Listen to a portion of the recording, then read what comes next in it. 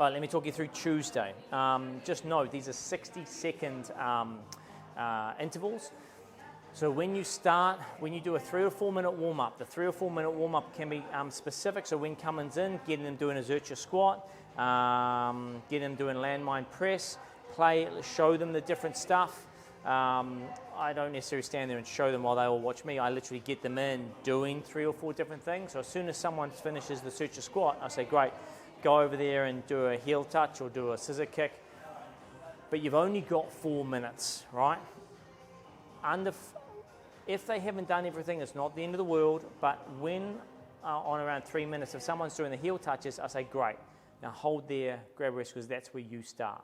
And then the landmine press, that's where you start, cool? And then they can also see what's coming up, and on the first 60 seconds, I'm gonna say, great, you know you're going there? Yep, you're good. The worst case scenario is you say, and change, and everyone stands up and has no idea where they're going. So you've got to be on to it on the first minute and make sure you're directing someone. Of course, you're always going to be following the same person, so keeping that in mind is awesome, because you're going to say, hey, see her, remember you're going to follow her, or you follow him the whole way around. Zercher squat, you're going to get the bags out. I suggest you do the Zercher squats here-ish, and they're going to hold a bag across the front here, and they're just squatting. Use a heel raise if they need to, but it is not a goblet squat, which is essentially a modified front squat. Zercher squat, I actually want them up here and having to brace up through here and hold something while they do their Zercher squat. Cool? Deep, good Zercher squat. From the Zercher squat, you're going to say move, and you're going to do a landmine press. I'm too lazy, I didn't get the setup to show you. But down the end, we have and it'll be set up anyway, we have a landmine holder that fits into the 20 kg plate. I would put the 20 kg plate in this corner here. And then you've got the 20 kg bar, a Olympic bar coming out of it, cool?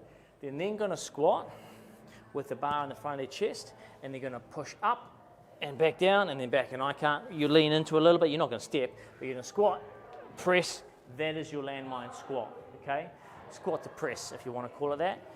From there, they're going to do a feet elevated hip thrust, and I would have this bench down here. So see how they're going to kind of move? They lie down, both legs straight up, straight back down. That's your feet elevated hip thrust. Standing band row with hold on chest. So if you bring the bench out to here, this is what I would have this for. I actually did say hold on chest, but what I've been playing around with is I think the black band through both of these is really cool, because you just grab the end, you don't have to step too far away.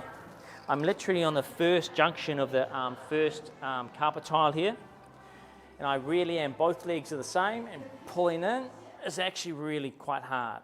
Cool? If you use one and you strap it like this, just note I'm going to be coming out 3 or 4 meters here before you get anything. So just have the one black band through both, and it is hard. And they grab each end and they go. Cool, so you just leave it like that. That's a great way of doing it. The heel touches, when you are down here, lifting up, and this will be down here somewhere, but 1, 2, 3, 4, 60 seconds.